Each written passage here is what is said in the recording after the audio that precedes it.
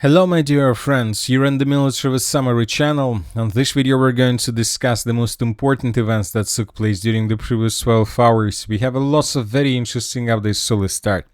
And first, let's talk about Ukraine, about the president of Ukraine, Zelensky. During the previous 24 hours, he made lots of very interesting statements. A clearing separation is underway in Kupiansk. We will clear everything. The dates are set. We won't speak about them for now. The president of Ukraine made a number of statements regarding all sections of the front. Up to 60 Russian soldiers remain in Kupiansk. A city clearing separation is in progress. In Pokrovsk, Russia has had no success in recent days. There are currently 260 or 300 Russian soldiers there.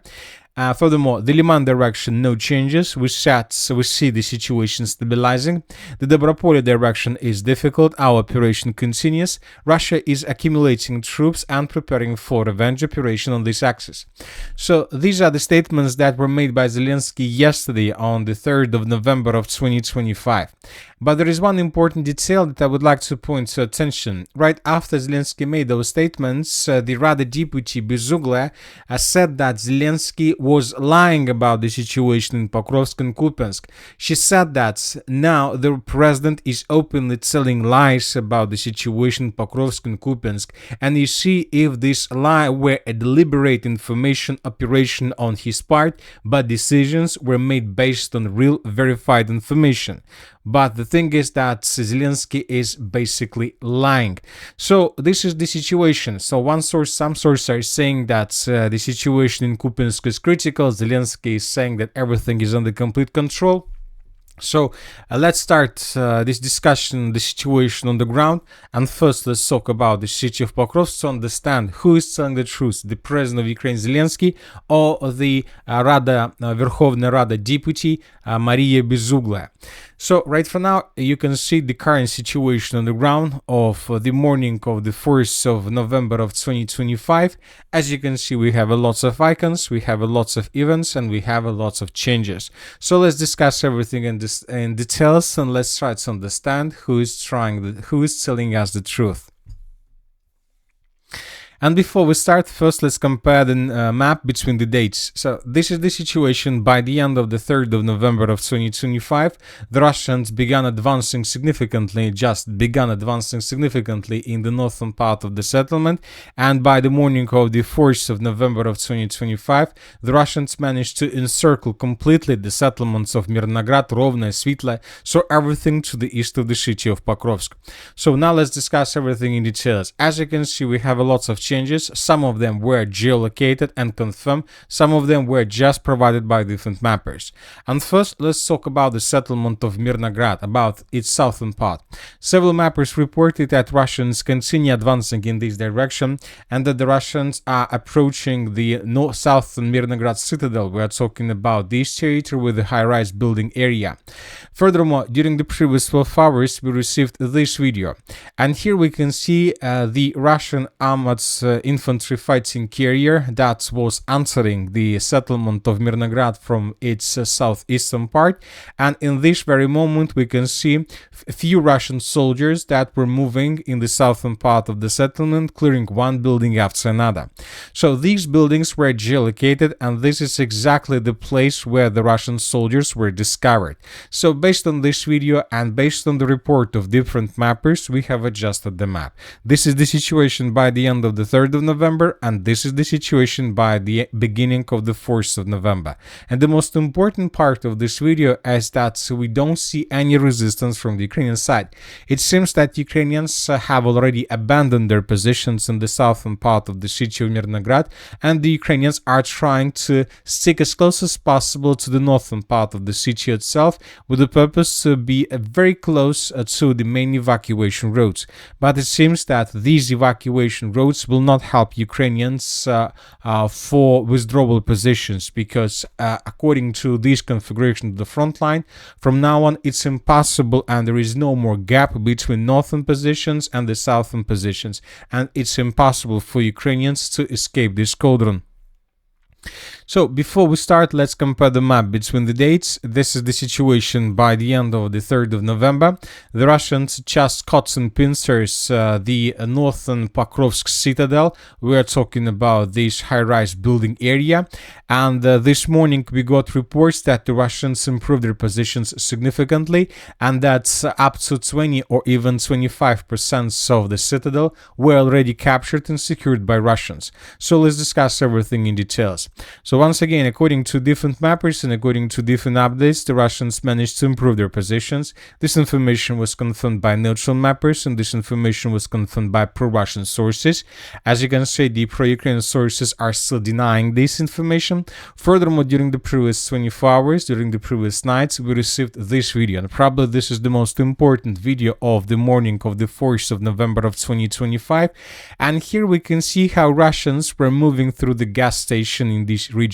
So this is a gas station, or yes, this is a gas station, and if the quality of the video allows you, then you might see 2 or 3 Russian soldiers that were moving through the gas station in the direction of the northern citadel of the city of Pokrovsk.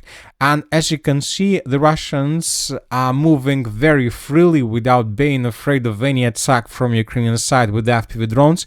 And the most important, the Russians were moving through the gas station without being afraid of being hit by Ukrainian snipers, let's say, from high-rise building area further to the north. So this video confirms several things: that Russians controlled the gas station when they were moving there, and that Ukrainian and that most likely buildings, high-rise building area or buildings further to the north, were also captured by Russians by the time they were moving there.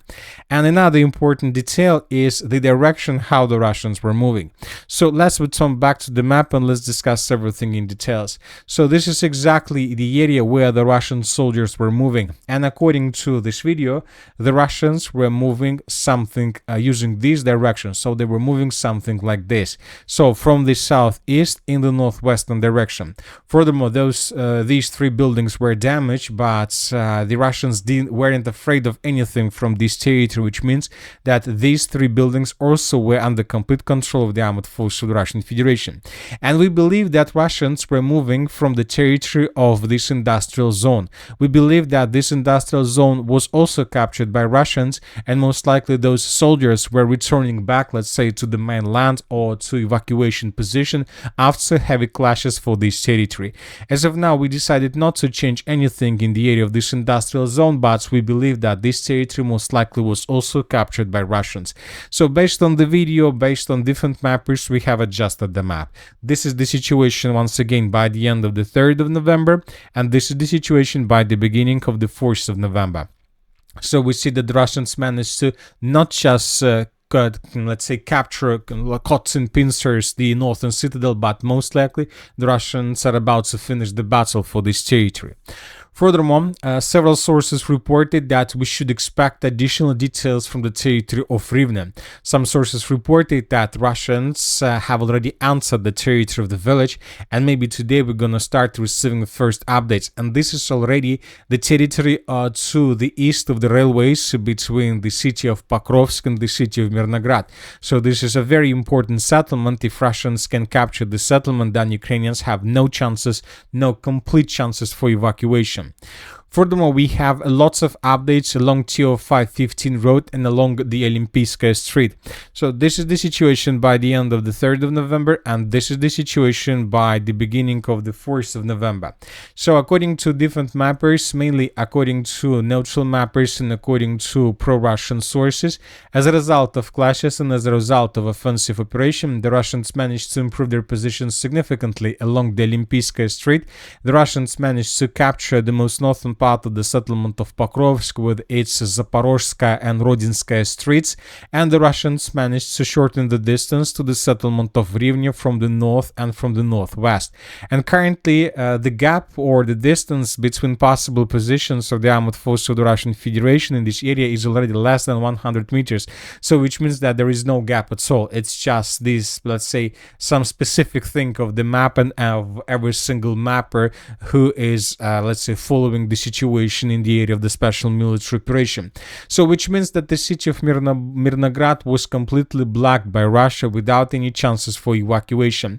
And this is exactly what the Russians were tasked for. They were pushing and pushing just with one purpose, to force the Ukrainians to fall back in the eastern direction, and the Russians were trying to force Ukrainians to concentrate themselves just on the territory of the city of Mirnograd.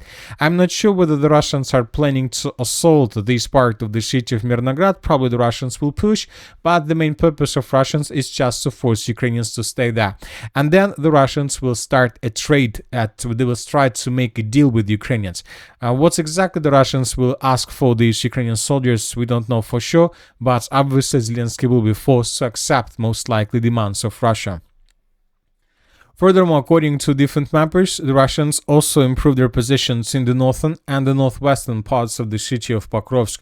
The Russians basically currently are fighting for the city limits, for the border of the city of Pokrovsk in these directions.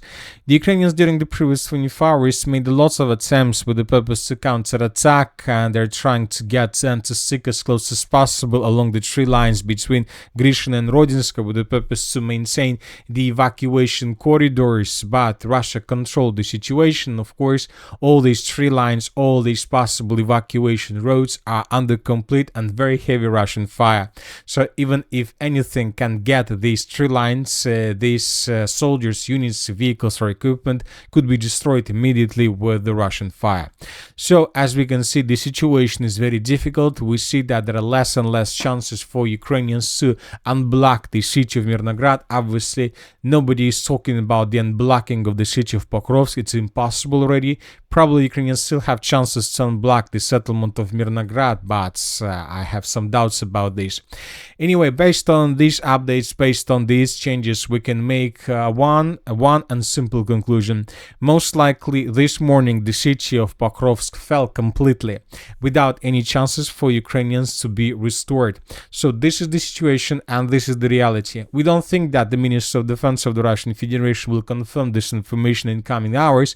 There are still lots of groups of Ukrainians, lots of pockets of resistance across the southern part, across the eastern part and so on, and obviously it will take time for Russians before they will be able to finish the clearing operation, but it's just a matter of time, but it's not the matter of whether the Russians are able to do this or not. Now let's move further and let's discuss in details the situation in the Zaporozhye direction. During the previous 24 hours, according to different mappers, the Russians managed to improve their positions in the city of Uspenovka. Additional changes on the ground were recorded. The Russians, as you can see, continue offensive operation in this area, and most likely in coming days the Russians will finish the battle for this territory. The Russians will confirm this information as well. Furthermore, we received a very interesting piece of news from the territory of the city of Seversk. Today, several pro-Russian mappers adjusted their maps, and they provided us very interesting changes. So this is the situation by the end of the 3rd of November, and this is the situation by the beginning of the 4th of November. So the Russians are trying to tell us, the Russian sources are trying to tell us that as a result of offensive operation, the armed force of the Russian Federation managed to answer the city of Seversk itself from the south, and that the Russians captured the first street in this area. So this is a very important piece of news, because this situation means that the Russians began their major offensive operation in the direction of the city of Seversk. As you can see, the city is being stormed by Russia from the southern direction. So it seems that from now on we're going to start receiving more and more updates from this area. And telling the truth, we don't believe that Ukrainians will show huge resistance. Most likely Ukrainians during the previous days carry out counter-offensive operation in the area of the settlement of Yampol with the purpose to temporarily restore communication with the city for evacuation purposes. As for the Kupiansk direction, today we got additional details about Ukraine counterattack. Would like to remind you once again that Zelensky stated that there are just 60 Russian soldiers on the western bank. Ukrainians continue their counterattacks, but as for now, we're made just small changes between the villages of Radkovka and Mirova based on the reports that were published by different neutral mappers. So let's wait for additional details. Obviously, the battle for Kupiansk is going to be very difficult as well. And that's it for this short video. Military with Summary channel reminds to condemn any violence in the world. Thank you for your watching, subscribe to my channel, put your likes, join my Patreon, and have a good day. Bye bye.